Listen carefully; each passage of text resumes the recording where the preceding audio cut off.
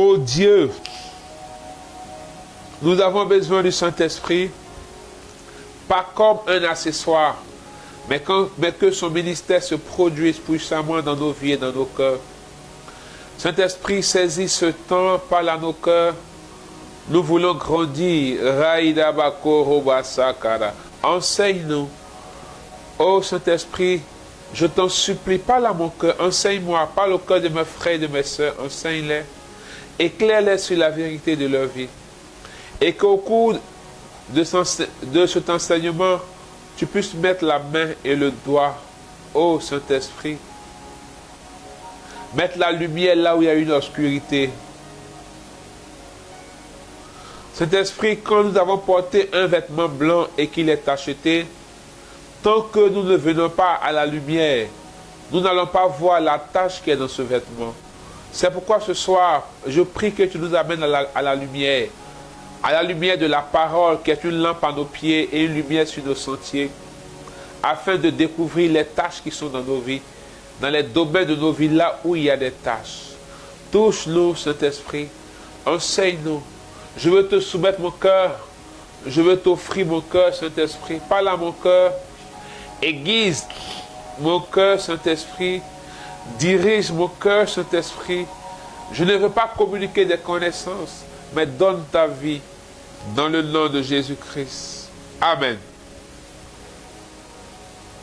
Alors, le coup d'envoi est donné, mais il est important que chaque joueur vérifie qu'il a très bien sa licence. Ta licence, c'est ton cahier ou ton bloc-notes, là où tu prends des notes de l'enseignement. Un joueur ne peut pas jouer une compétition sans une licence. Voilà, vérifie que tu as ta licence. C'est sûr que ton nom est sur la liste des matchs, mais il faut vérifier que ta licence est là. Ton cahier, ton bic, tout ça, ta Bible, pour prendre note. Voilà. Alors, que Dieu nous bénisse. Je salue tous nos frères et sœurs qui sont en ligne. Et le match va commencer maintenant. Les joueurs qui s'apprêtent. Et le Saint-Esprit qui donne le coup d'envoi. Alors maintenant, à l'affiche de ce match, c'est les fondements pour grandir spirituellement. Nous avions parlé de la croissance spirituelle, le fait de grandir. Nous avions parlé de la vie morale, de vie chrétienne ou vie morale, en parlant de croissance spirituelle. Et nous avons vu que tu peux être bien, puis ne pas être né de nouveau. Alors, il faut rencontrer Jésus.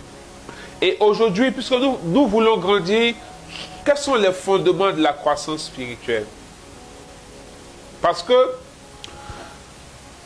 quand on construit une maison, ce qui est important, c'est les fondements. La fondation de la maison.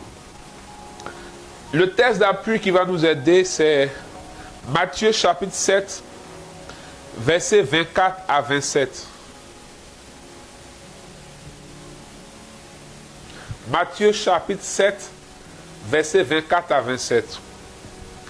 C'est pourquoi, quiconque entend ces paroles que je dis et les met en pratique sera semblable à un homme prudent qui a bâti sa maison sur le roc.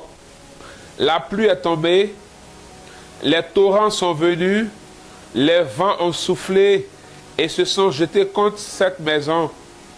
Elle n'est point tombée parce qu'elle était fondée sur le roc.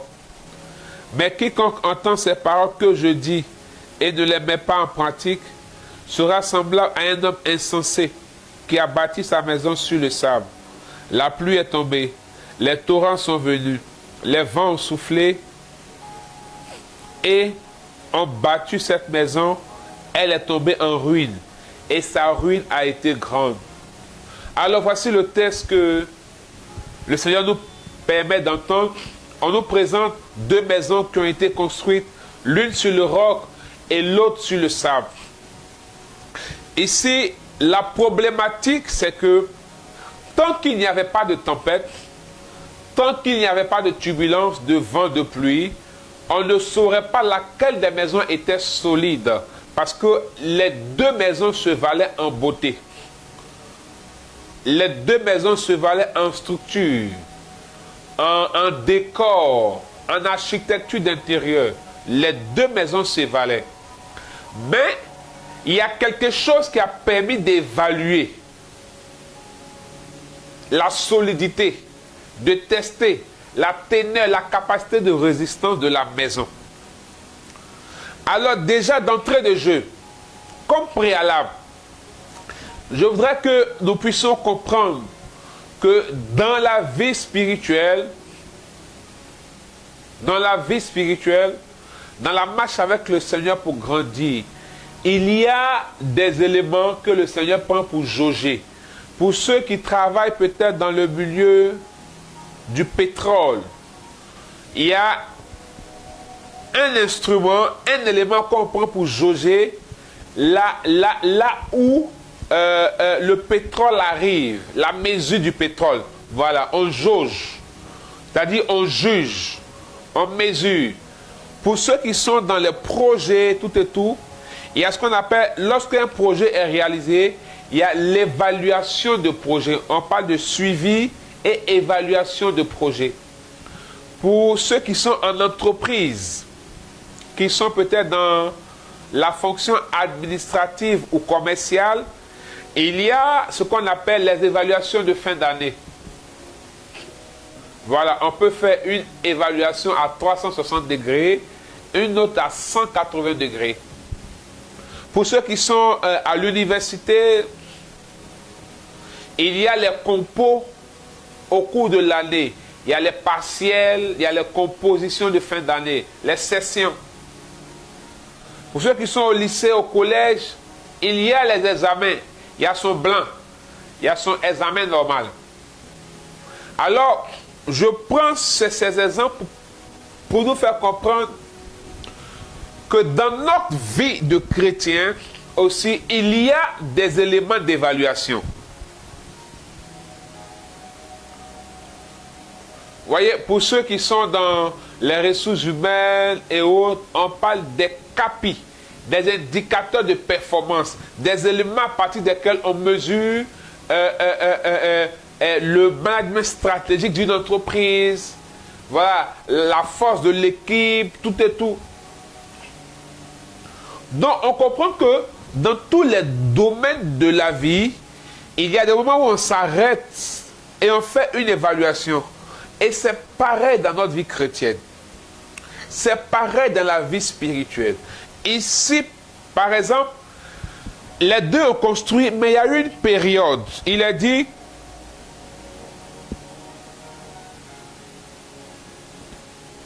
il y a eu un temps où le vent a soufflé. La maison était là peine, mais il y a eu un temps. Vous savez, on ne peut pas prévoir le vent et la pluie, la tempête également. C'est vrai qu'il y a des sciences, comme par exemple la météo, qui nous donne d'avoir des indicateurs. Mais on se rend compte qu'elle n'est pas totalement exacte, parce que souvent on dit il va pleuvoir, il ne pleut pas. D'autres fois on dit il n'y aura pas de pluie, et puis il pleut. Donc il y a des éléments qu'on ne peut pas prévoir, mais qui certainement vont arriver dans notre vie. Et elles viennent pour vérifier la solidité de notre vie. Puisqu'on a parlé de la nouvelle naissance en Christ, on a dit qu'on ne peut pas croître sans naître. Et quand tu es né, on doit vérifier si tu es vraiment né, si tu es dans la vie chrétienne ou dans la vie morale. On a vérifié.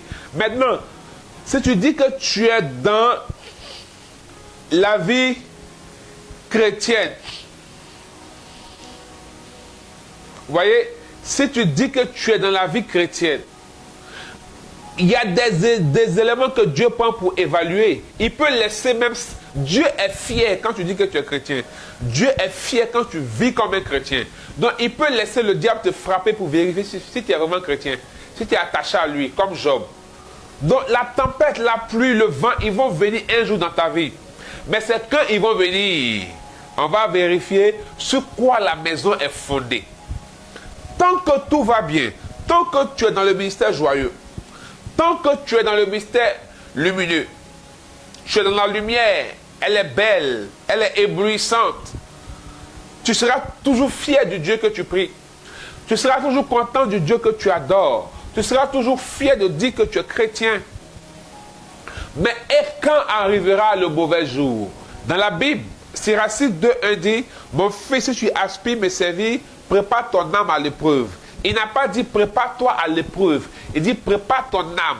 Parce qu'il sait que dans la marche avec Dieu, dans le service de Dieu, il y a beaucoup de choses qui vont affecter ton âme, tes émotions, ta sensibilité, les frustrations, les blessures, les déceptions, les trahisons, les injustices, la méchanceté. Tout ça enlevé de l'intérieur. Prépare ton âme. Paul dit dans le livre des Éphésiens, prenez sur vous tous les armes afin de pouvoir résister au mauvais jour. Ça voudrait dire qu'il y a l'éventualité d'un mauvais jour dans la vie du chrétien. Ce n'est pas à occulter. Il ne faudrait pas vivre dans le fatalisme ou dans le dieuboïsme. Et c'est le problème de beaucoup de chrétiens. Et c'est ce préalable-là que je veux poser. Ici, dans le texte de Matthieu chapitre 7, quand on parle des deux maisons, on parle de la tempête qui est arrivée. Les deux maisons ont été secouées. Mais une est tombée, l'autre n'est pas tombée. Mais quand même, elle a été secouée. Alors toi, quand la tempête arrive dans ta vie, elle te secoue. Mais tu restes debout ou bien tu tombes. Voici un indicateur de notre vie chrétienne. Voici un capi. Un indicateur de performance de notre vie chrétienne. Je suis chrétien, j'aime Jésus, je suis né de nouveau, je parle en langue, j'ai l'onction. Bien aimé, la solidité d'un arbre n'est pas déterminée par ses fruits, mais par ses racines. Il faut noter ça en rouge. La solidité d'un arbre n'est pas déterminée par ses fruits, mais par ses racines. Tu peux porter de bons fruits, mais est-ce que les fondements sont solides? Est-ce que ce soir on peut jouer le match? Est-ce que le match peut commencer? Là, on s'est échauffé un peu. On fait les passes, balle au centre, machin. Maintenant, là, on va attaquer. Est-ce que vous êtes prêts? Est-ce qu'on peut attaquer maintenant?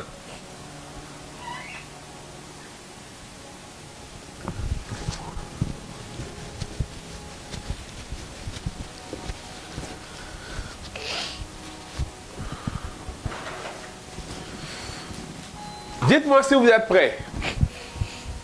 Parce que tu peux avoir l'onction. Excusez.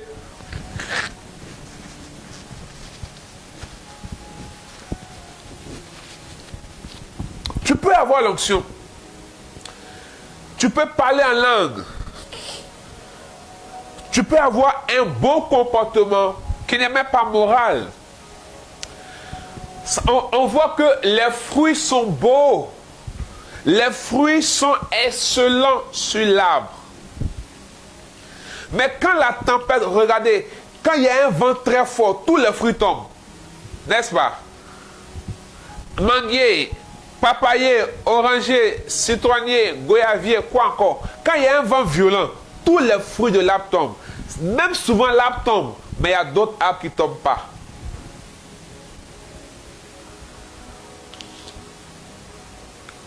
Je veux dire à un chrétien ce soir que ce n'est pas parce que tu pries que tu es né de nouveau qu'il n'y aura pas des épreuves ou des situations difficiles dans ta vie. Je veux choquer quelqu'un ce soir. Parce qu'il faut que les chrétiens soient enracinés et comprennent Dieu autrement. La vie chrétienne ne se jauge pas quand tout va bien dans notre vie. Ou quand tout commence à aller mal, on ne cherche pas d'abord un bouc émissaire, qui est le diable. Mais on cherche Dieu d'abord. On cherche Dieu. Job dit, mais si nous savons accepter les bonnes choses qui viennent de Dieu, pourquoi pas les mauvaises choses? Je ne sais pas pourquoi je parle de ça, mais je veux dire à quelqu'un ce soir. Bien aimé, les maisons ont été construites, mais la tempête est venue. Or, la tempête est un élément naturel. Donc, personne ne peut empêcher la tempête. C'est un élément naturel. À part le maître lui-même. C'est un élément naturel. Donc, à coup sûr, ça va arriver. À coup sûr, il y aura des coups durs dans ta vie. À coup sûr, il aura des coups inattendus dans ta vie. À coup sûr, il aura des éléments imprévisibles dans ta vie. Bien-aimé, quelles que soient tes prières et tes jeûnes, tu peux perdre un parent, un être cher, un enfant. Quelles que soient tes prières et tes jeûnes, tu peux perdre un emploi. Quelles que soient tes prières et tes jeûnes, tu peux perdre de l'argent. Tu peux manquer d'argent. Quelles que soient tes prières et tes jeûnes, tu peux avoir une maladie.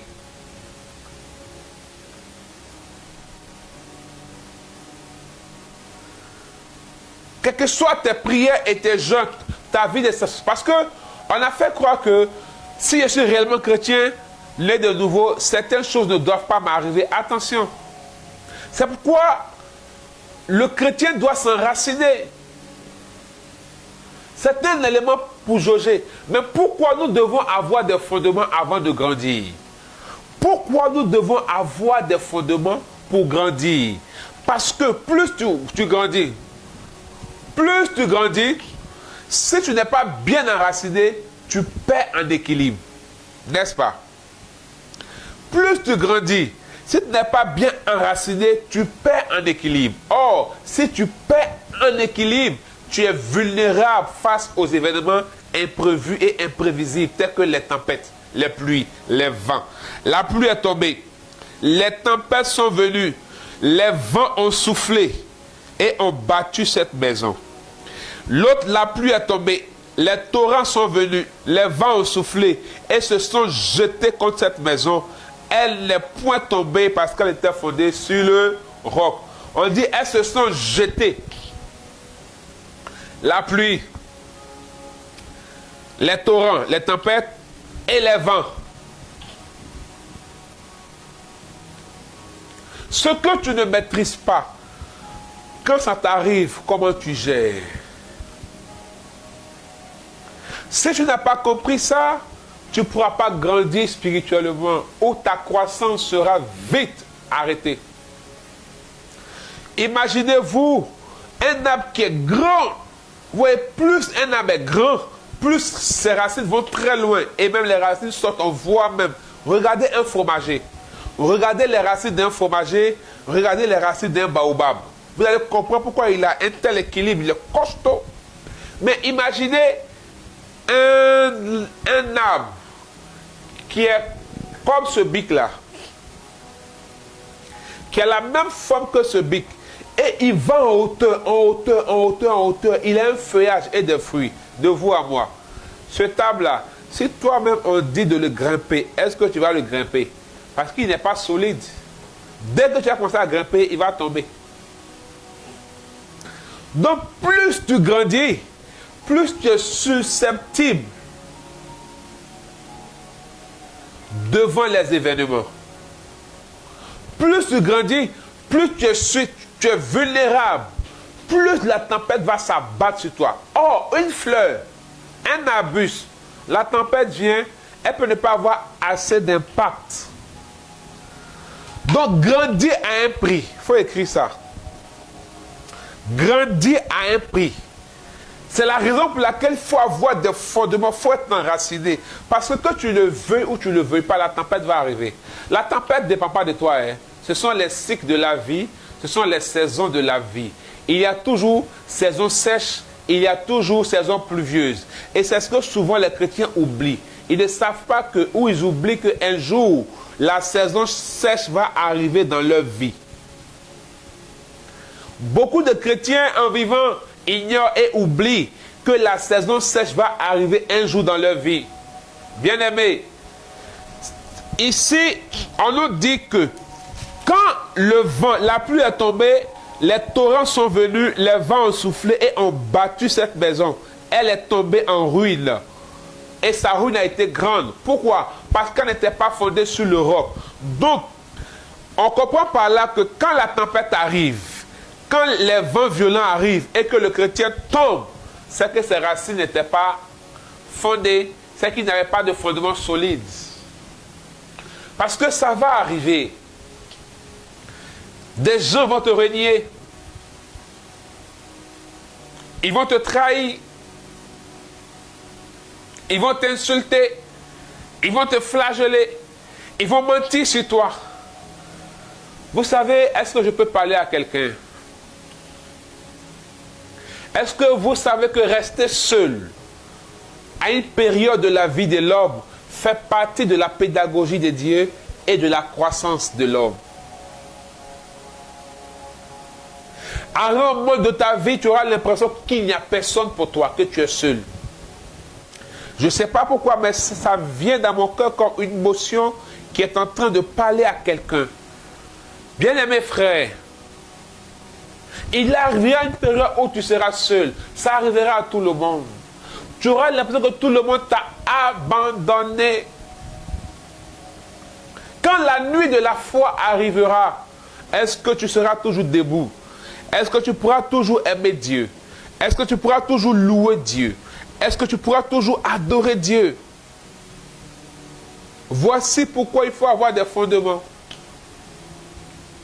Est-ce que tu auras toujours le même zèle? Quand ton âge avance et tu as l'impression que tu n'as pas d'enfant, tu n'es pas marié, quand tu as l'impression que tu es dans un travail, rien n'avance, ça n'avance pas, ton salaire n'avance pas, tu as l'impression d'être exploité, fait sur place.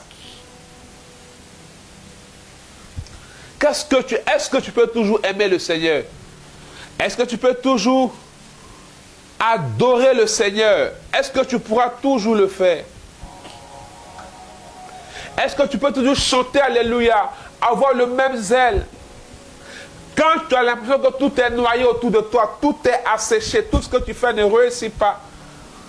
Même les frères te critiquent, les soeurs te critiquent. Je veux dire à quelqu'un, il arrivera une période dans ta vie où tu seras seul. Tu seras seul comme Jésus à Gethsémani. Gethsémani est une étape qui ne manque pas quand on s'en va en Galilée. Bien aimé, c'est en Galilée que Jésus a été élevé en dignité dans la gloire.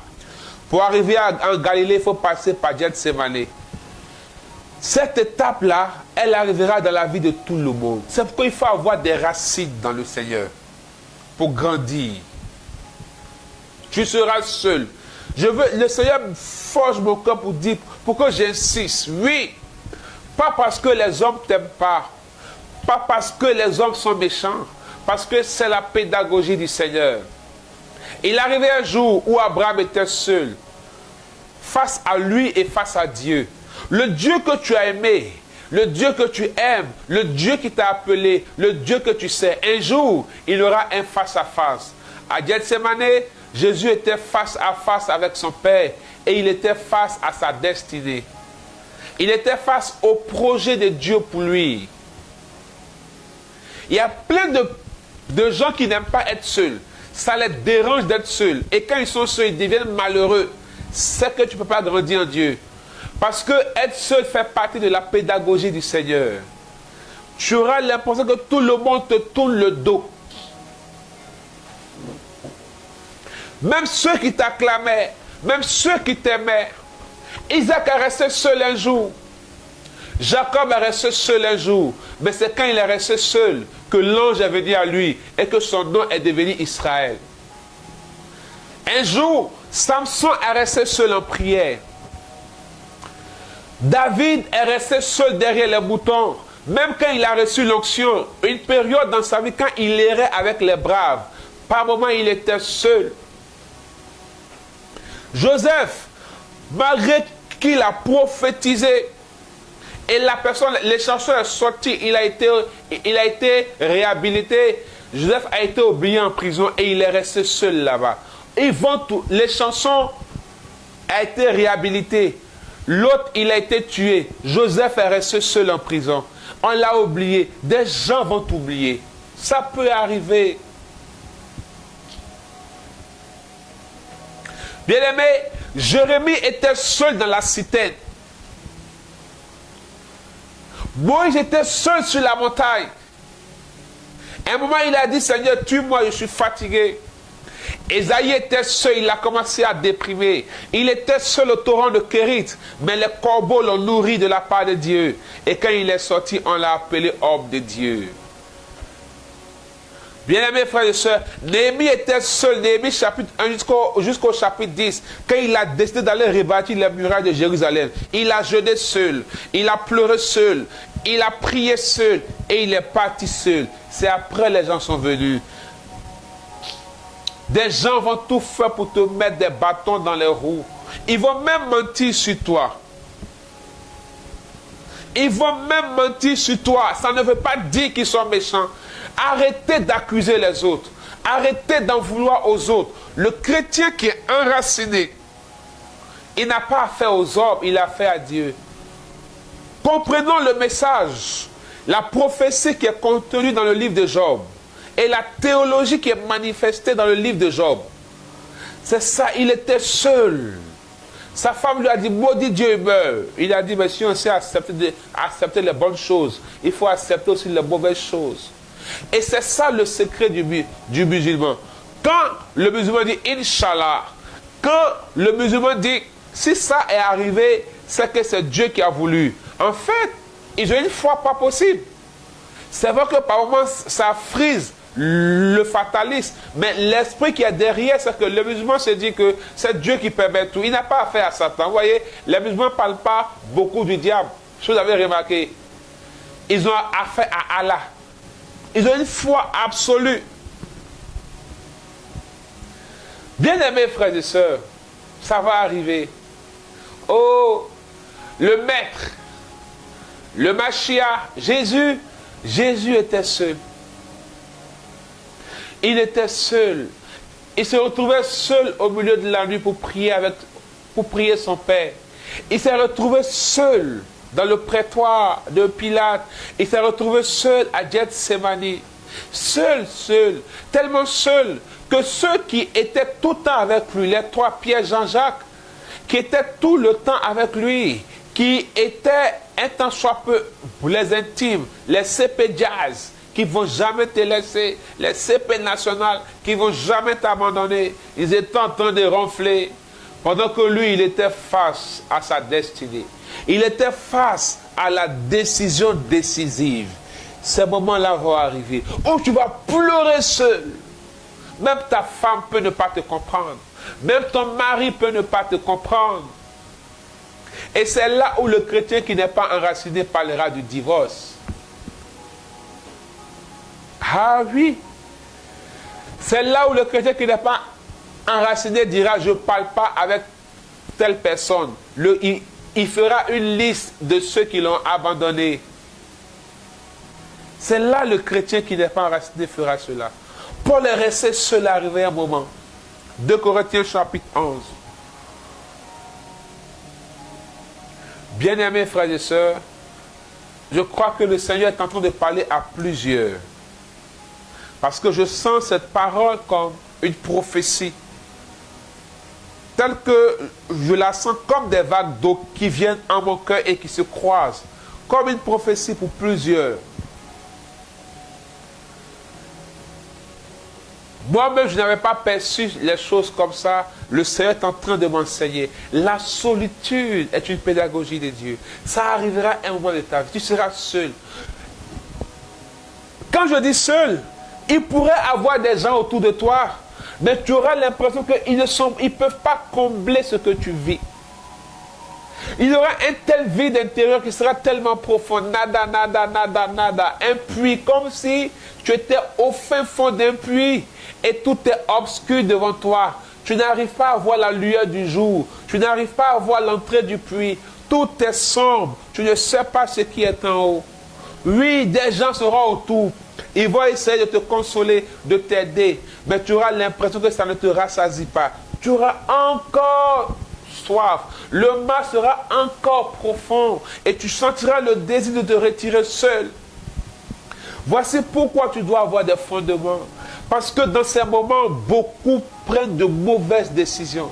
Beaucoup tournent le dos au Seigneur. J'ai vu des sœurs qui aimaient le Seigneur. J'ai vu des frères qui aimaient le Seigneur, qui étaient zélés. Mais dans ces temps dans ces périodes de leur vie, ils ont oublié les promesses du Seigneur. Ils ont oublié l'attachement au Seigneur. Ils ont oublié la fidélité au Seigneur. Ils ont fait des choix éphémères qui, pour eux ou pour elles, pouvaient compenser ce vide, cette solitude, cette faim. Mais au fil des années, ils ou elles se sont rendus compte que ce n'était pas ce choix-là, mais quelque chose était déjà fait. Mais pourquoi ça arrive? Parce qu'on n'est pas enraciné. On n'a pas assez confiance au Seigneur. Jésus, j'ai confiance en toi. Jésus, je t'aime. Jésus, je t'aime. Jésus, je t'aime. Oh, fais-moi un bisou. Mais ce sont juste des paroles qu'on dit. On ne pèse pas la profondeur et la quintessence de ces mots. Et quand ce temps arrive, on bascule. Quand ce temps arrive, on se perd. Qui a déjà vécu ça? Qui a déjà expérimenté ça? Qui a déjà passé par là? Parce que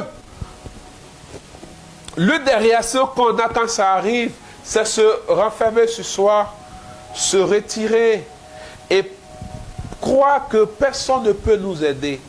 C'est s'isoler. Et c'est là que le diable vient nous faire toutes les propositions.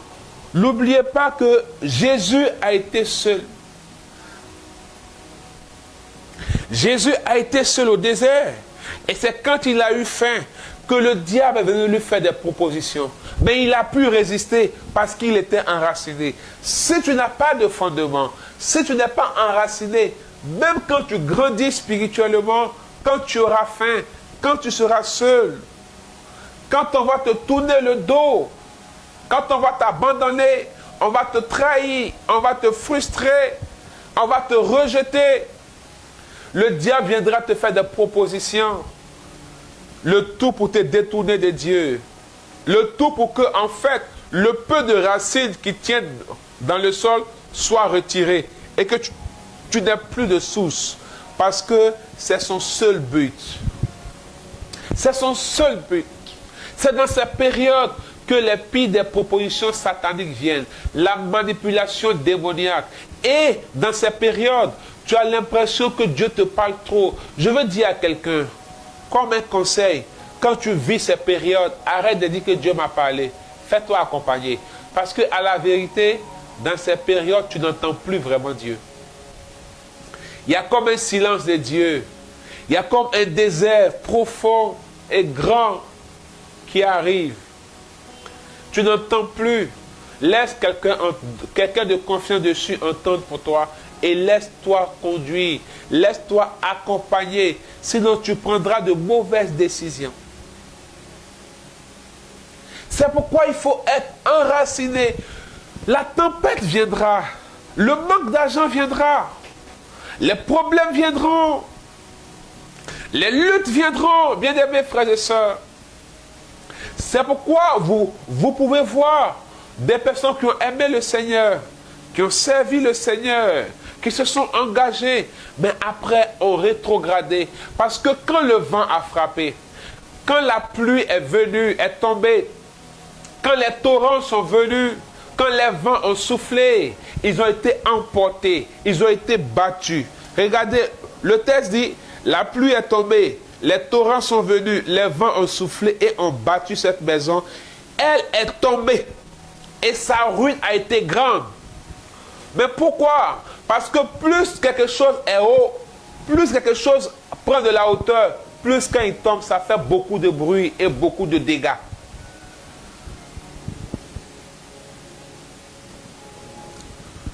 Ça fait beaucoup de bruit et beaucoup de dégâts, bien-aimés frères et sœurs.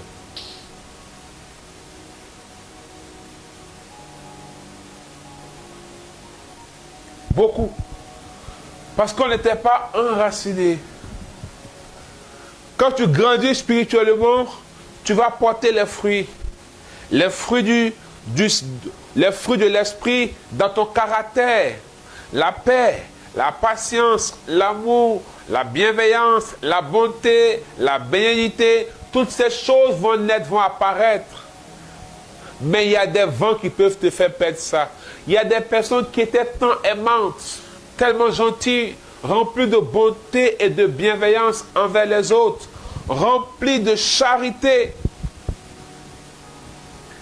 Mais devant les vents de la méchanceté des hommes, devant les tempêtes de la trahison, de l'injustice, devant les pluies de mauvaise foi, leur caractère a changé. Elles sont devenues méchantes, elles sont devenues renfermées, elles sont devenues amères. Ainsi, elles sont tombées parce que la pluie est tombée, les vents ont soufflé, les tempêtes sont venues. Des gens qui là va porter du fruit par les charismes, les manifestations de l'esprit. Mais après, le regard sur leur vie laisse à désirer. On aurait dit qu'ils sont maudits ou elles sont maudites. On aurait dit qu'elles n'ont jamais connu Jésus. Mais pourquoi? Parce qu'elles n'étaient pas enracinées. Quand la déception vient, quand on a l'impression que les gens ne sont pas reconnaissants, quand on a l'impression que les gens nous salissent, quand on a l'impression que malgré qu'on sert le Seigneur, on manifeste le charisme, il n'y a pas assez de retombées dans nos vies. Quand ces choses arrivent, on peut virer ailleurs. Notre ego va commencer à surgir. On va commencer à penser à nous au lieu de penser à Dieu. On va commencer à faire des choses qui ne sont pas catholiques. On sera en train de se perdre. On vient de tomber à cause de la pluie, de la méchanceté des hommes. À cause des séparations. À cause des incompréhensions.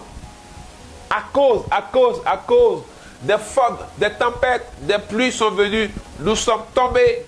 Mais pourquoi? Parce qu'on n'était pas enracinés. Bien-aimés frères et sœurs, grandis en Christ. Ce n'est pas d'abord porter du fruit. Le but de la croissance, c'est pour porter du fruit et du fruit mûr. Mais si on ne grandit pas véritablement de manière équilibrée et qu'on porte du fruit, vous voyez qu'il aura un contraste, il aura un problème. Voici pourquoi nous devons avoir des fondements. Nous devons être enracinés en Christ. Nous devons être enracinés pour croître. Alors là, il aura l'équilibre. Quand les vents vont venir, les tempêtes vont venir, certes, nous serons secoués. Oui, nous serons, on dit, la pluie est tombée, les torrents ont soufflé et se sont jetés contre elle. Elle n'est point tombée. Elle sera secouée, mais elle va point tomber parce qu'elle est fondée sur le roc. Si tu es fondé sur le roc, tu peux être secoué, mais tu ne peux pas tomber. Il faut dire Amen. Tu peux être secoué, mais tu ne peux pas tomber parce que tu as des fondements. Alors, bien-aimés frères et sœurs, quels sont ces fondements pour la croissance spirituelle? Premier fondement, rencontrer Jésus-Christ.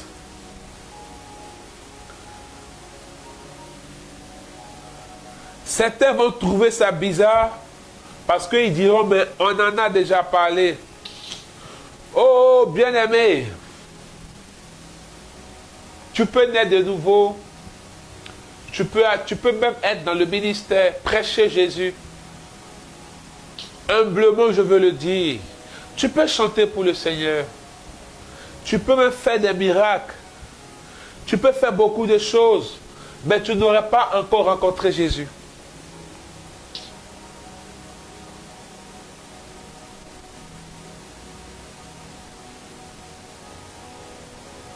Est-ce que ton point de départ, c'est Jésus? Est-ce que tout commence en Jésus? Vous voyez, je veux vous partager une expérience qui pourrait aider.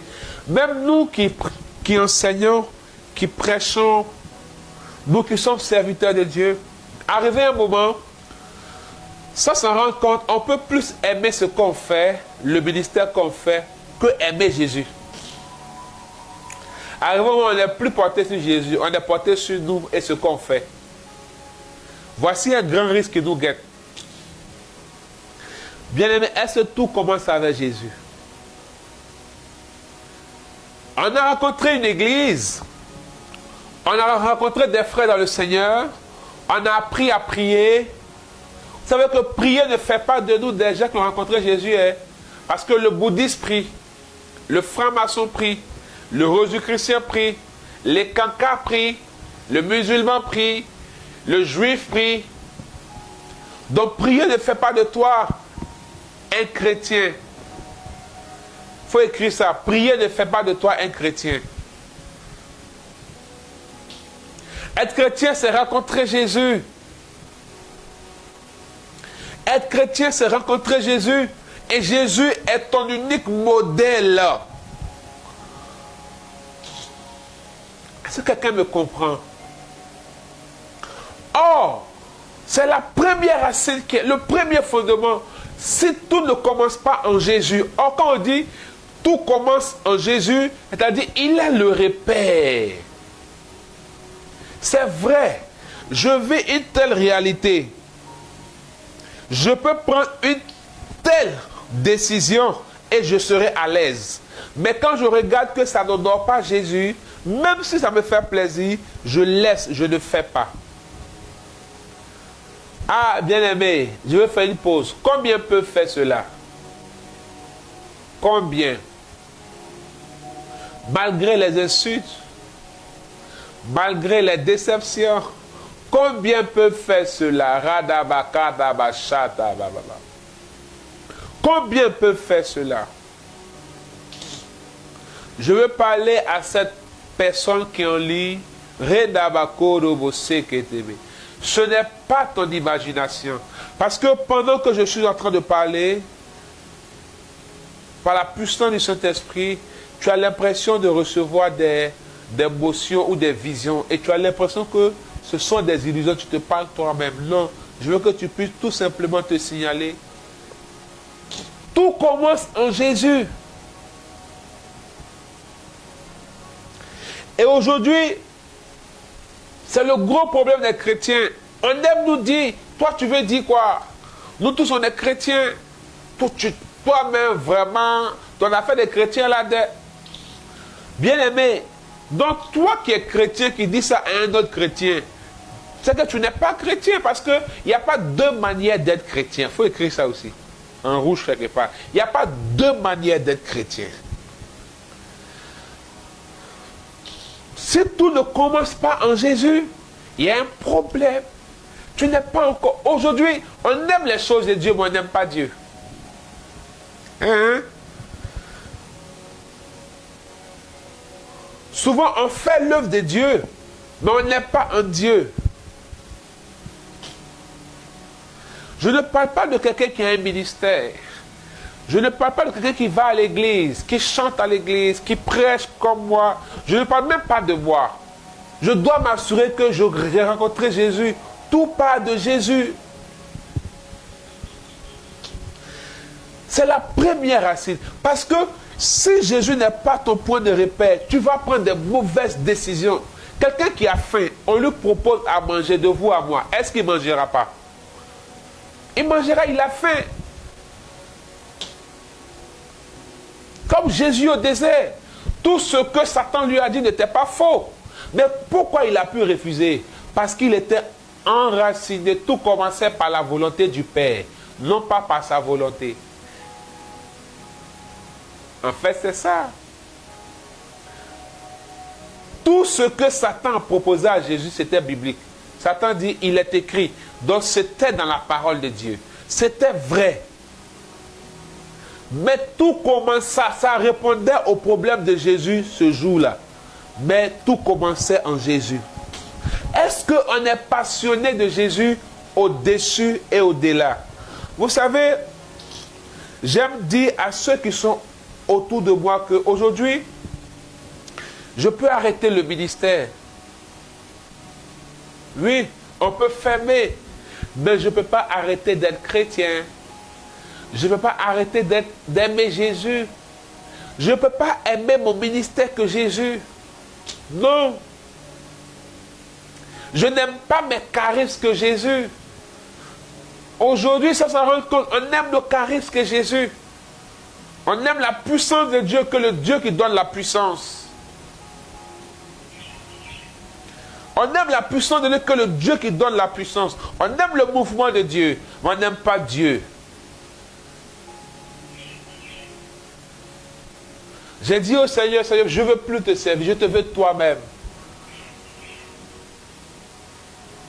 Je veux voir Dieu. Est-ce qu'on est passionné de Jésus au-dessus et au-delà de tout?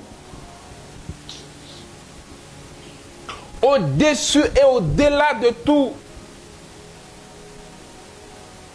Est-ce que on peut accepter de tout perdre, sauf perdre notre foi en Christ? On peut accepter de tout perdre, sauf perdre l'amoureux, le bien-aimé. Jésus perd tout. Mais Jésus, vous savez, on doit garder jalousement Jésus. Celui qui garde jalousement Jésus, malgré quand j'entends des gens dire non, c'est parce qu'on m'a fait ça que moi, je ne viens plus à l'église. Oh, cette personne n'a pas encore rencontré Jésus, elle n'est pas enracinée. Elle a rencontré une église, elle a rencontré des frères avec qui elle prie. Et comme ce n'est pas eux qu'elle a rencontré, qu'elle prie, c'est par rapport à eux que tout a commencé. Donc elle peut laisser la prière, elle peut laisser l'église, elle peut laisser Dieu. Tu n'as rien encore compris. Tu n'as pas encore rencontré Jésus. Parce que si des hommes qui sont en Jésus t'ont déçu, est-ce que c'est Jésus qui t'a déçu? Tout n'a pas encore commencé par lui. Est-ce que tout commence en Jésus? J'ai donné une parole tout à l'heure, j'ai demandé à la personne de se signaler. C'est-à-dire, pendant que je parle, tu as l'impression que des choses te remontent comme des visions ouvertes. Mais tu penses que ce sont tes pensées. Je veux que je te signale, à la fin, je veux prier pour toi. Et il y a d'autres personnes qui sont dans le direct, au moins 3 personnes qui sont blessées par les choses de Dieu. Je ne sais pas, et tu ne m'as pas dit, je ne sais pas si tu es là parce que je ne vois pas tous les noms, mais j'entends clairement Audrey. Audrey. C'est pas, il y a une Audrey qui suit le direct, qui est blessée par rapport aux choses de Dieu.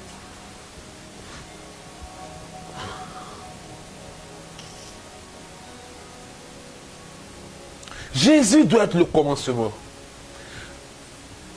Oh, j'ai lu des livres sur Sainte Thérèse d'Avila. My God.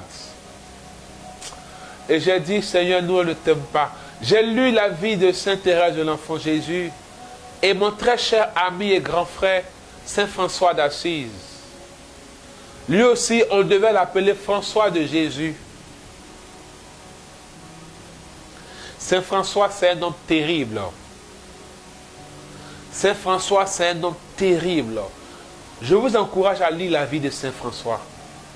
À lire la vie de Sainte Thérèse de l'Enfant Jésus. Et ceux qui peuvent, Sainte Thérèse d'Avila. La mère. C'est terrible. C'est là que je comprends que, oh, on n'aime pas encore Jésus. Tout ne commence pas par Jésus. Beaucoup sont chrétiens pour aller au ciel. Thérèse a dit que même si je devais aller en enfer, je ne cesserai pas de t'aimer. Sainte Thérèse de l'Enfant Jésus. Pose-toi la question. Est-ce pourquoi tu sais Dieu? Pourquoi tu es autant engagé? Est-ce par amour au Seigneur ou bien est-ce par rapport aux promesses de Dieu? Par rapport au service? Souvent, on va à l'église, on sait Dieu, on est beaucoup engagé à cause des promesses qu'on fait. Parce qu'on veut être béni. Mon ami, les gens sont dans la ville là-bas, là, ils s'en foutent de Jésus. Et puis, ça mousse pour eux. Ça mousse fort. C'est trop petit, ça. C'est trop petit. It's very small. Trop petit. Trop peu. Comme raison pour suivre Jésus. Parce qu'il dit qu'il fait lever son soleil sur le bon comme sur le méchant. Donc,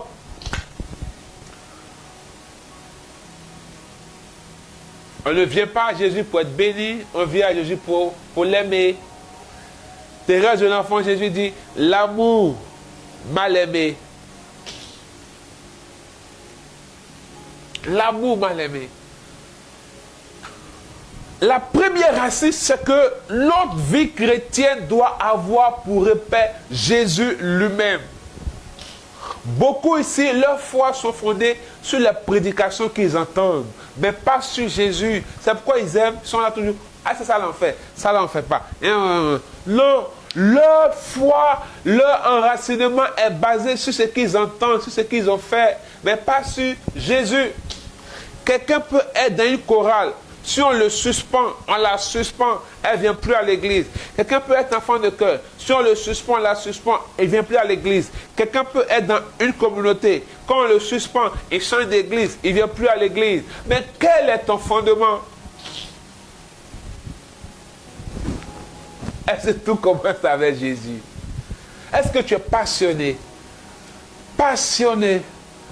Vous savez, les gens décrivent la passion comme un feu dévorant et avec le jaune. Le jaune, le rouge. Je ne sais pas, un truc comme ça. La passion, le rouge.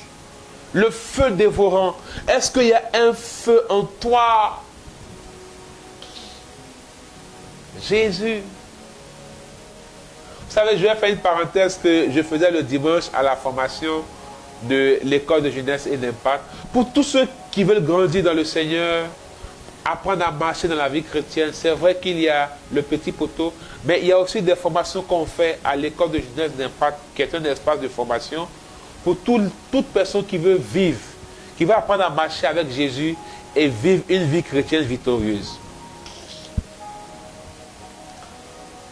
Je crois que nous sommes à la 6e ou 7e promotion, ils finissent en octobre. Alors, je ferme la parenthèse. Ouais, j'oubliais. Vous savez, on parle de... Les chrétiens font un débat souvent qui me font rire sur le concubinage. Je disais le dimanche que des personnes même qui ne vont pas à l'église, dans notre tradition, là, et même dans la moralité, normalement, une fille qui tombe enceinte chez ses parents, c'est une honte pour les parents. Dans notre tradition africaine, là, n'est-ce pas?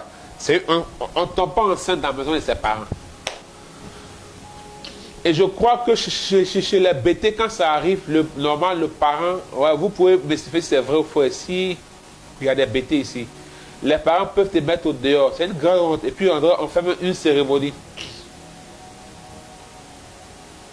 Ou bien, on doit venir te marier, faire quelque chose forcément.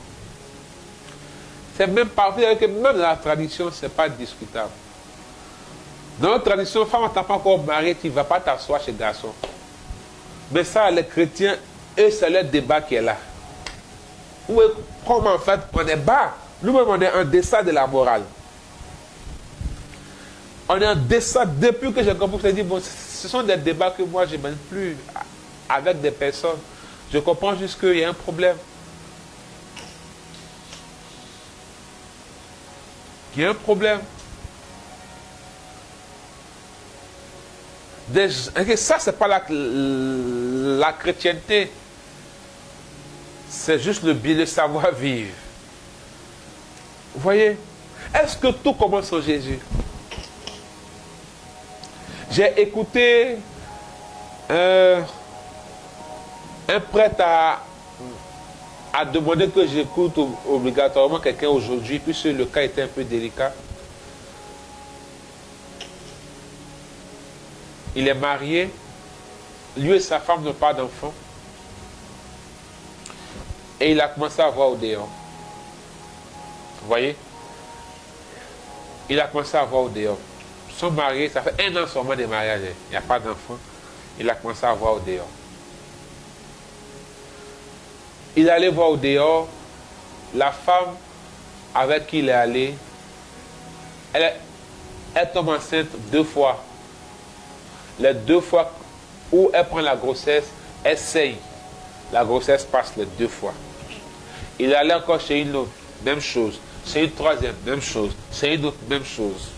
Donc il a compris qu'en fait, le problème, c'est pas que sa femme ne peut pas enfanter. Il y a quelque chose derrière. Parce que sa femme aussi a ce même problème-là. Quand elle prend une grossesse, elle saigne dessus, puis elle perd l'enfant. Donc il a compris que le problème est spirituel.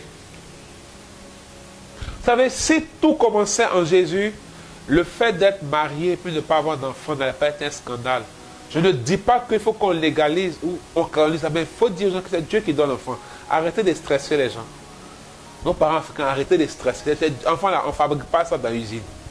On ne paye pas au marché. On ne vend pas quelque part dans la librairie ou même dans le supermarché. On ne vend pas. C'est Dieu qui donne. Dites ça aux gens. Arrêtez de stresser les gens. Il a tourné. Et là, quand il allait voir le prêtre, il a parlé au prêtre. Le prêtre lui a dit, ah, ce que tu vis là, je connais quelqu'un. Et le prêtre m'a appelé. Il m'a même intimé l'autre. Il faut venir maintenant. Le gars là, sa situation est trop serrée. Quand il m'a exclu, il a dit, monsieur, vous voyez, est-ce que, moi, monsieur Cash, je lui ai dit, est-ce que vous aimez votre femme? Est-ce qu'on aime sa femme? Vous l'avez mariée parce que vous l'aimez, mais parce que vous voulez des enfants. Parce que pour avoir un enfant, on n'est pas obligé de se marier. Hein? D'accord, non?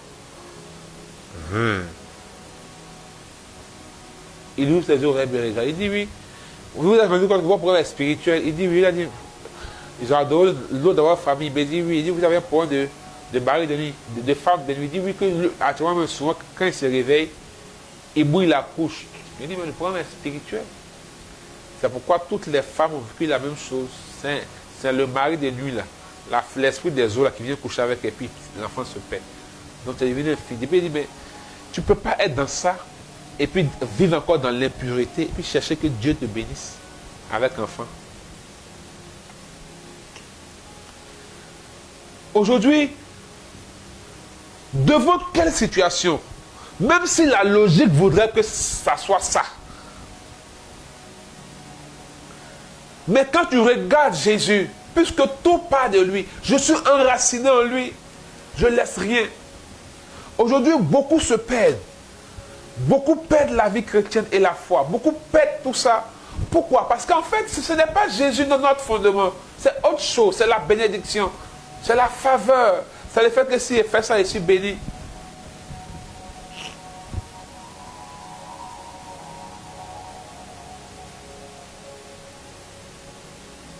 Arrêtez d'appliquer les principes bibliques pour être béni.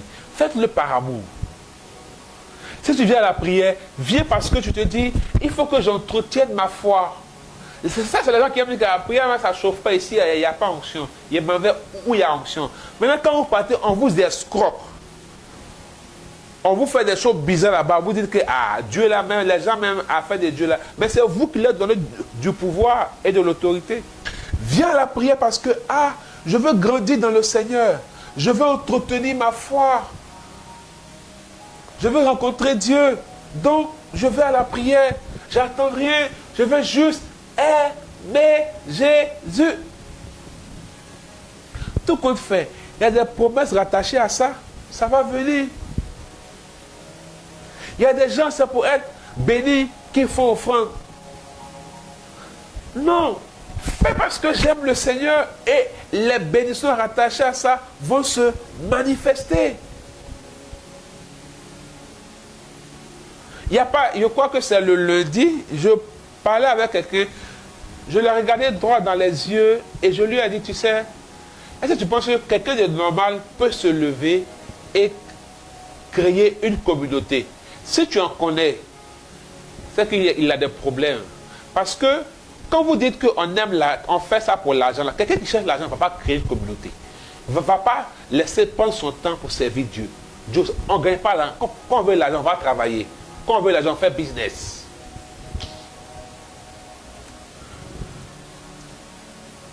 Ça doit être le dernier de tes soucis, les intérêts que ça donne. C'est la personne elle-même. Il y a des gens, en fait, il faut que tu arrives à te... Vous savez, la Bible dit que, et je crois que dans l'une des stations du chemin de croix, il y a le dépouillement. Jésus dépouillé de ses vêtements. Le vêtement, c'est l'ornement. C'est ce qui peut faire notre gloire. Il faut que tu sois prêt pour te dépouiller pour le Seigneur, pas pour les promesses du Seigneur. Écris ça, s'il te plaît. Dépouille-toi pour le Seigneur. Mais ne te dépouille pas pour les promesses du Seigneur. Ne fais pas ceci ou cela parce que quand on fait, on est maudit. Non, mais fais ceci ou cela parce que quand on fait là, Dieu est blessé.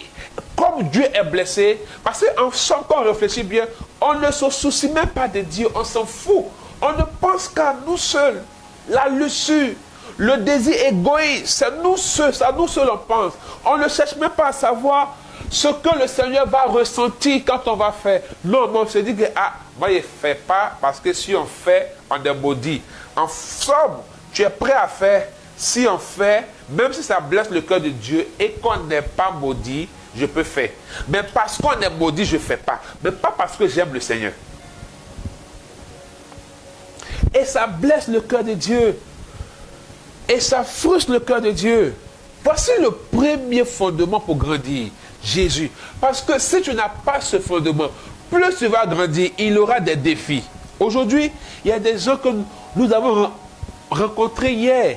Il y a des gens avec qui on a marché dans le Seigneur. Quand tu voyais ce que ces personnes disaient hier, quand tu voyais leur zèle d'hier, quand tu voyais l'engagement pour le Seigneur hier, dans leur adolescence, dans les 20 ans, aujourd'hui, les mêmes personnes ont 25 ans, 30 ans, on a leur âge augmenté, mais on a l'impression que Jésus a changé. Les mêmes principes que les personnes confessaient hier, avec amour, avec zèle, ces mêmes personnes redisent ça. C'est là, tu vas te surprendre à voir des gens qui étaient maudits, qui n'ont jamais le concubinage. Quand ils commencent à avoir 27 ans, leur langage change. Comme si, il est vieilli, Dieu comprend. Comme si Jésus a changé. Notre fondement, ce n'est pas le Seigneur, c'est nous-mêmes. C'est ce qu'on voudrait. Et c'est là, on est offusqué, on est étonné que des gens qui ont commencé à servir Dieu ou qui ont grandi en Dieu tombent dans certaines choses. Or, normalement, ça ne devait pas leur arriver. Mais parce qu'en fait, il n'y a plus de fondement, il n'y a pas de racines. Puisqu'elles étaient attachées à ça. Et elles sont venues au Seigneur. Les personnes sont venues au Seigneur, elles sont chrétiennes parce qu'elles doivent être bénies. On leur a dit que quand tu es en Jésus, tu vas te marier, tu auras l'argent, tu auras travail, tu auras enfant. Donc quand elles prennent de l'âge et qu'elles ne voient pas ça, du coup, il n'y a plus de racines, il n'y a plus de fondement. Donc leur croissance prend un coup. Elles tombent dans du n'importe quoi, ces personnes. Je refuse ça sur ta vie au nom de Jésus-Christ de Nazareth. Aimons Jésus pour lui-même. Aimons Jésus pour ce qu'il est. Redaba, kadaba. J'ai donné plusieurs paroles, dont 2 ou 3 paroles. Les personnes ne se sont pas signalées. Mais ces paroles ne me lâchent pas. Et le Seigneur me donne le sentiment de telle présence du Saint-Esprit. Une telle présence. C'est le premier fondement. Le deuxième fondement. Amen. Dieu te bénisse. Bravo, Camélia. Rendons toute la gloire à Dieu. Le deuxième fondement, c'est la rencontre avec le Saint-Esprit. Est-ce que je peux te parler encore, bien-aimés frères et sœurs? Oh, bien-aimé, le Saint-Esprit n'est pas un accessoire. Il faut écrire ça. Le Saint-Esprit n'est pas un accessoire. Bon nombre de chrétiens ont fait du Saint-Esprit un accessoire. Il faut rencontrer le Saint-Esprit et laisser l'œuvre du Saint-Esprit s'opérer en nous. Combien se soucient si l'Esprit se glorifie en eux, si l'Esprit se réjouit en eux. Tout ce qu'on sait, les charismes du Saint-Esprit. C'est extraordinaire, il faut le rechercher. Il faut avoir soif de ces charismes. Je vous encourage.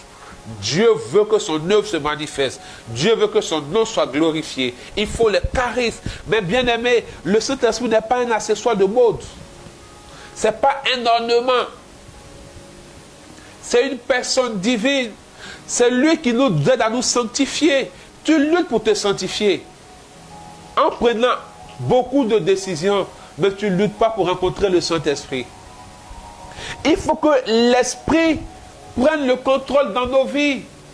Le Saint-Esprit n'est pas un ornement. Même dans nos assemblées de prière, on lève nos mains, on invoque l'Esprit que lorsque nous voulons sa puissance, lorsque nous voulons qu'on sente que dans notre coin de prière, là, Dieu se manifeste. Là, tu regardes les visages même, comment les mains sont levées. Saint-Esprit, viens, viens, viens, viens. mais on ne sait pas lui donner du temps. On ne sait pas l'adorer. On ne sait pas lui dire, Saint-Esprit, que ton œuvre s'opère en moi. Quelle est l'œuvre du Saint-Esprit? Jean chapitre 16, versets 7 à 8. Quand l'Esprit viendra, il vous convaincra de péché, de jugement et de justice. L'Esprit nous ramène toujours à Jésus. Il nous amène à aimer Jésus. Il nous aide à suivre Jésus. Il nous aide à rester dans la volonté de Dieu, à tenir ferme et à connaître les voies de Dieu. Mais est-ce qu'on laisse l'œuvre du Saint-Esprit s'opérer en nous? Est-ce qu'on prête attention pour entendre, pour écouter la voix de l'Esprit? Est-ce qu'on prête attention? Combien de temps tu prends pour écouter la voix de l'Esprit? Combien de temps tu prends? On ne l'invoque que lorsqu'on veut sentir des frissons. On ne l'invoque que lorsqu'on veut sentir sa puissance. Les gens ne connaissent que la puissance de Dieu. Or, ce que vous ne savez pas, c'est que la puissance de Dieu n'est que là où la présence de Dieu est. Je crois qu'en physique même, il y a une forme P égale à P. En sciences physiques.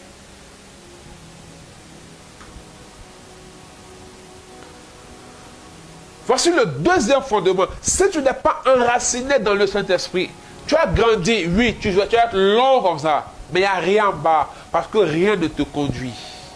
La Bible dit, il prie en nous. Vous savez pourquoi souvent nos prières ne sont pas exaucées? Parce que Dieu n'exauce que les prières conformes à sa volonté. C'est pourquoi, quand on dit prière prophétique, c'est une prière inspirée par le Saint-Esprit. La prière inspirée par... Or, pour qu'il t'inspire, il faut que tu lui laisses la place. Il faut que quand tu pries, tu dises à l'Esprit, viens prier en moi. Arrête ce que toi tu veux dire à Dieu forcément. Dieu sait déjà. La Bible dit, avant qu'on ouvre la bouche, Dieu sait déjà. Donc, c'est quel rappel tu veux lui faire. Laisse l'Esprit mettre une intention en toi. Quand on prie là, ouvre-nous au Saint-Esprit. Quand tu es en train d'avancer dans ta vie, tu grandis en âge. Tu grandis en âge. Tu grandis spirituellement. Tu as des années aussi, tu grandis. Tu fais des efforts, tu grandis. Mais si tu n'as pas rencontré le Saint-Esprit, tu vas vite tomber quand le vent va venir. Quand le vent arrive, quand la tempête frappe, quand la pluie tombe, tu fais comment? Si l'Esprit ne te donne pas d'orientation pour dire passe comme ça, fais comme ça. Pendant que tu penses que aller comme ça serait la solution, l'Esprit dira reste. Isaac, il y avait la famine. Il y a la famille d'un endroit. Ce qui est logique, c'est que rien ne peut se produire, rien ne peut reproduire quand il y a la famine. Donc c'est tellement sensé et normal pour quelqu'un qui veut rester en vie d'aller ailleurs où il n'y a pas la famine. Mais quand Isaac a voulu aller en Égypte, Dieu lui a dit reste. Et la Bible dit, c'est l'année où Isaac a le plus récolté que quand il n'y avait pas la famine. Le Saint-Esprit n'est pas dans ce qui est logique. Le Saint-Esprit est dans ce qui est divin. Le Saint-Esprit est dans la logique de Dieu. Il est dans la logique de Dieu. Le Saint-Esprit n'est pas dans ce qui est bon. Il est dans ce qui est agréable.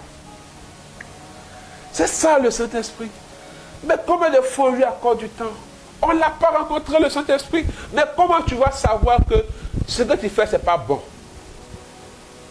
Combien de fois tu écoutes, ton cœur est attristé, ton âme est attristé, tu te sens mal dans ce que tu fais.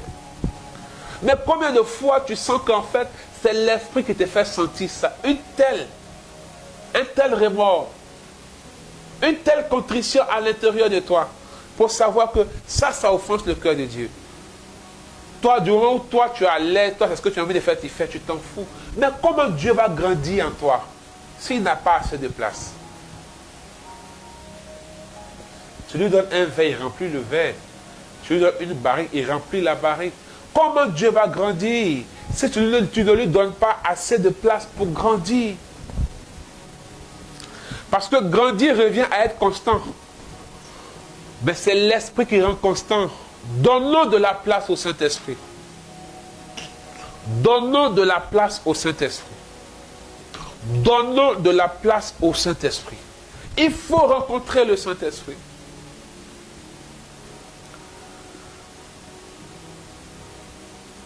Et le troisième fondement, il faut avoir une communauté, une communion fraternelle.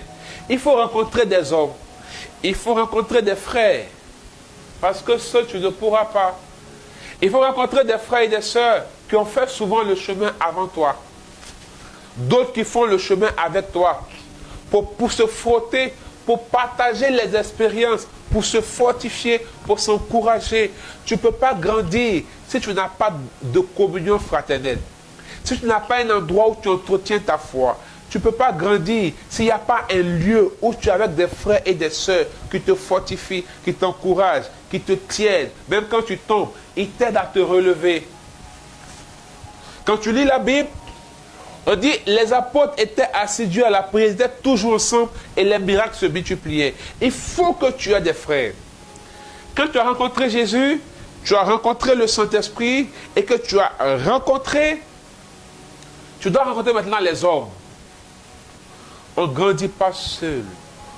Le faire aiguise le faire. Des frères et des sœurs qui ont rencontré Jésus, qui vont te dire la vérité. Vous savez, quand on lit la Bible, quand on dit « tu ne jugeras point à la vérité », ce sont les païens que le chrétien ne doit pas juger. Parce que le païen, lui, il n'est soumis à aucune loi, il ne connaît pas la loi. Mais le chrétien, on peut le juger et on doit le juger. On doit te dire que ce que tu fais là, c'est pas bon. Quand tu lis les épîtres de Paul, là, Romains, 1 Corinthiens, 2 Corinthiens, Éphésiens, Galates, Colossiens, Timothée, il faisait des reproches, n'est-ce pas? Il faisait même des remontrances souvent. Oh Galates, stupides que vous êtes. Oh Galates, inconscients que vous êtes. Oh Galates, imbéciles que vous êtes. Pas maudit, c'est les différentes versions. Galates chapitre 3. Le chrétien, on doit lui dire que tu fais, c'est pas bon. Quand il y a des gens, quand tu leur parles, pourquoi tu me juges? Mais pourquoi on juge quelqu'un sur la base d'une loi? Tu sais, toi tu es chrétien, donc tu lis la Bible, tu sais comment ça marche, tu connais la Constitution, donc on peut te juger. Mais le païen, donc toi chrétien, tu passes ton temps à jouer les païens, c'est là qui n'est pas bon. Mais il faut avoir quelqu'un pour te dire que ce que tu fais, c'est pas bon. Il faut être des frères et des sœurs qui sont vrais, qui te disent la vérité. Sinon, tu ne peux pas grandir.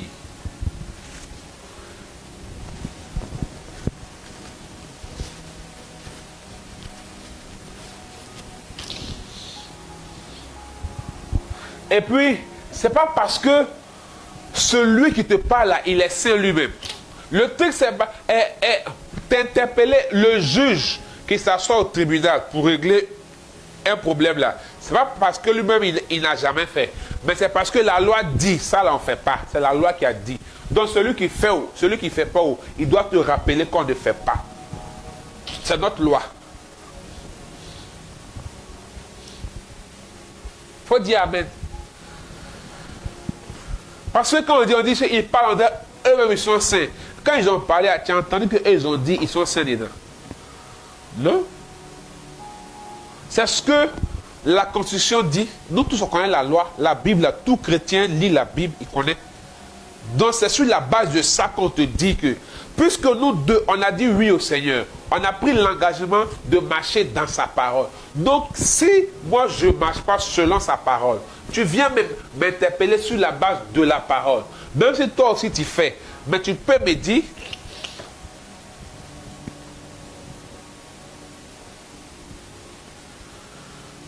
donc ce n'est pas une affaire de il est saint, mais il n'est pas saint. C'est une affaire de lui-même, là, en te rappelant ça, lui-même, il se parle à lui-même. Il faut qu'on ait des frères. Donc, ceux qui aiment dire, eux là-bas, ils jugent trop les gens. Mon cher, souvent même là, on ne te dit rien. Mais toi, quand tu es au milieu là, ta conscience même te dit que Joe, toi tu vois pas que tu n'as pas de... Ta conscience même te dit, hé mon ami, tu n'as pas honte, regarde. Tu ne te sens pas à l'aise, tu as l'impression que Et ce genre de personnes sont toujours propres à un destin. C'est eux qui savent toujours ceux qui sont saints. Ça elle fait comme si elle est sainte. Elle là, elle fait comme si elle ne fait pas ceci. Elle là. Or, elle t'a jamais rien dit. Mais toi, ce tu es là, tu tapes, tu danses. Tellement ta conscience te parle.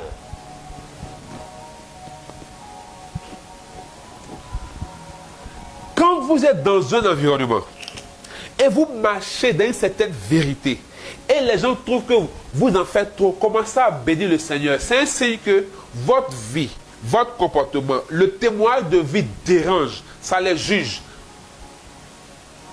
Donc, ça leur fait mal que vous soyez différents d'eux. Donc, eux doivent se battre pour que vous soyez même chose avec eux. Là, ils n'auront aucun repère, aucun modèle pour voir que ce qu'ils font n'est pas bon. Parce que dans un environnement, si tout le monde fait la même chose, ça devient une norme.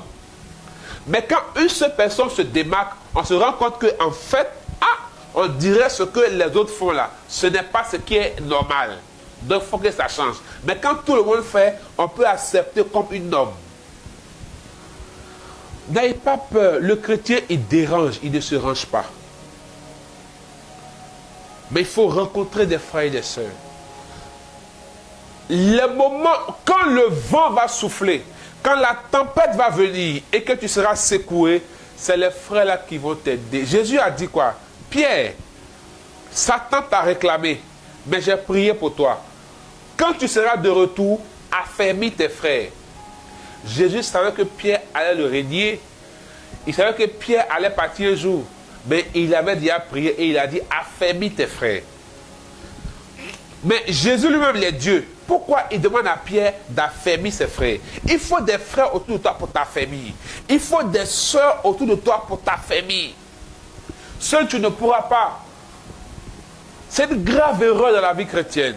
Et quand tu n'as pas ce fondement, que tu es isolé, tu es super spirituel, tu vis tout, c'est à toi, Dieu dit tout, toi tu sais tout. Il y a d'autres qui vont jusqu'à dire que eux là, ils n'ont pas besoin du d'accompagnateur spirituel. Le Saint-Esprit est leur accompagnateur spirituel. Ils sont en danger. Ils oublient que quand l'Esprit est descendu, l'une des premières choses que les apôtres ont fait, c'était d'être une communauté de prière, de vivre toujours ensemble. Parce qu'ensemble, on se fortifie. Mais il ne faut pas chercher à rencontrer des frères qui vont te détruire parce qu'eux, ils sont des comment on dit ça, des mercenaires, des loups déguisés en agneaux. Eux, ils vont t'envoyer en blouse même plus que tu ne l'étais avant.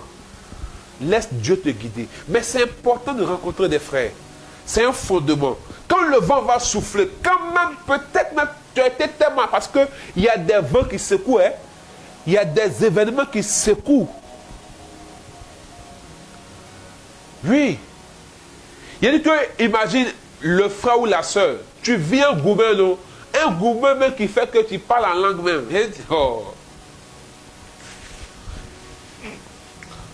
Toi-même, tu as que tu rêves. Ça là, ça on parle de l'homme dans ton âme. Prépare ton âme à l'épreuve. Ça là, tu n'es même pas secoué, tu es remué. Mais quand tu es remué comme ça, tu as vertige, tu perds tes sens. Fait 360 degrés, ça tourne comme ça. Hein? Or, quand ça tourne comme ça, où ça tombe là, c'est là-bas que tu t'en vas. La voie où ça tombe, c'est le chemin que tu prends. Mais si tu n'as pas de défaut, tu dis, hey, route tu prends là, c'est pas bon, reviens. Tu as parti en brousse.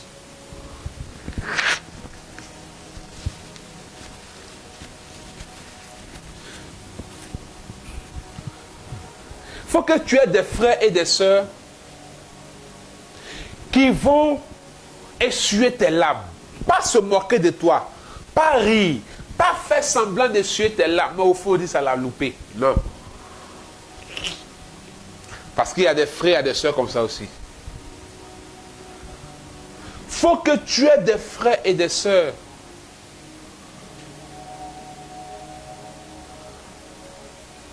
sur les épaules de qui tu vas coucher ta tête quand tu seras épuisé.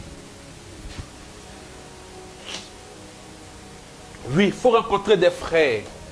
C'est un fondement pour grandir spirituellement.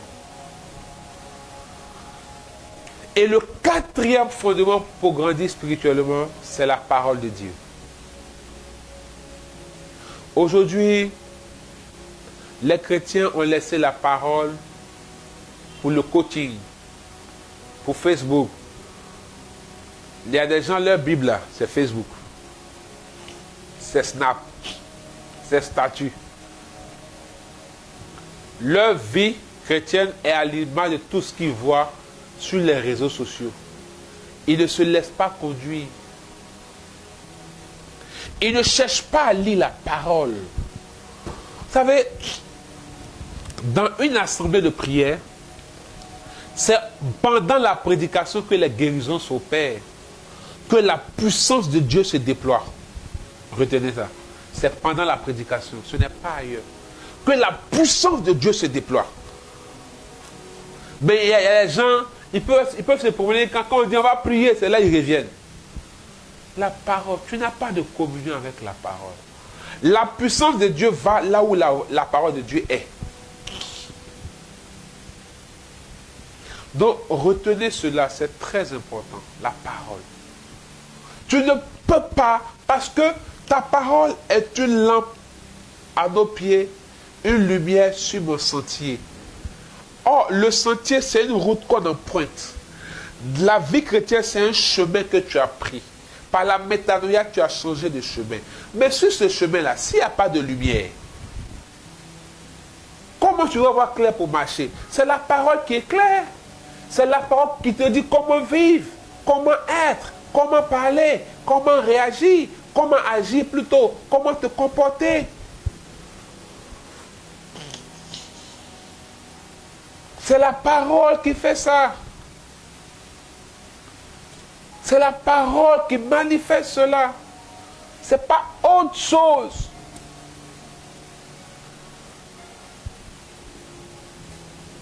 C'est la parole. Ma soeur, si tu es paresseuse, il y a la Bible audio. Écoute. Ou bien peut-être si tu prends la Bible en image, ça peut t'aider.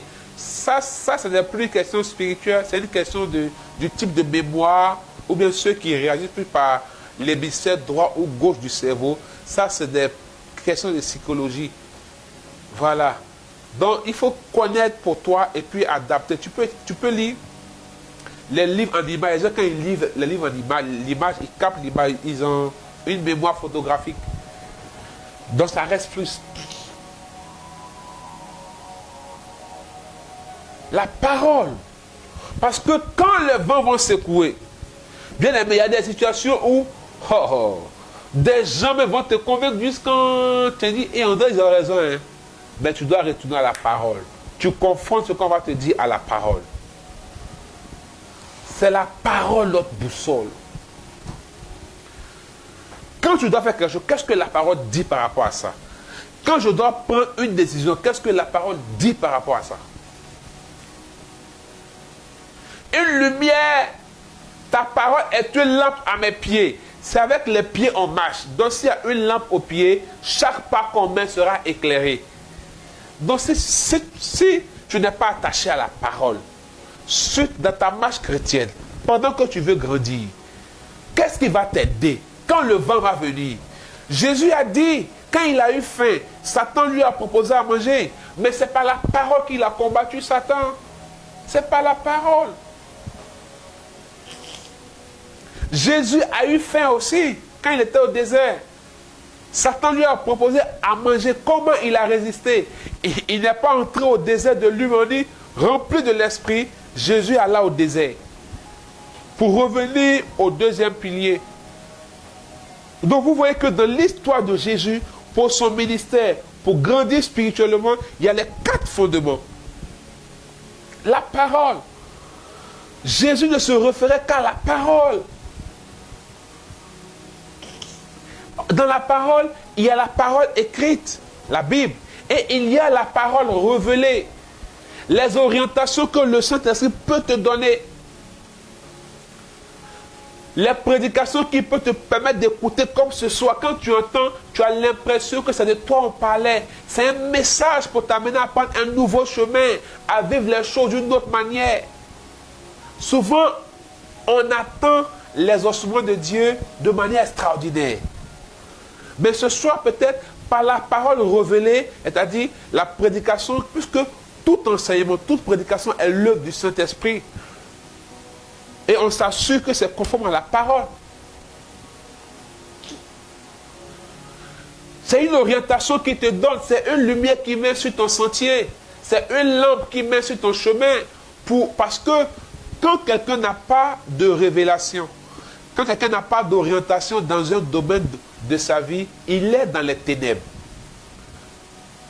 Il ne sait pas quelle voie prendre, quel chemin emprunter. C'est la parole qui amène la lumière. Il y a la parole révélée. Des prophéties qu'on peut te donner. Si tu es convaincu, tu discernes, Dieu te convainc. Parce qu'on n'avale pas toutes les pilules prophétiques. Attention, ce n'est pas parce que ça satisfait tes émotions ou ça colle à ce que toi tu aurais souhaité que ça vienne de Dieu. Attention, attention, attention. Si tu veux, be careful.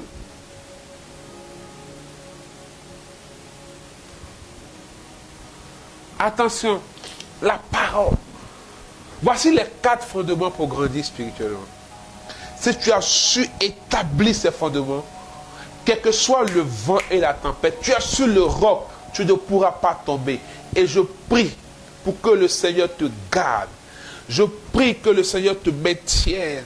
Je prie que si tu avais perdu les repères et ces fondements ne t'étaient pas établis, que le Seigneur te ramène dans le nom de Jésus-Christ. Amen.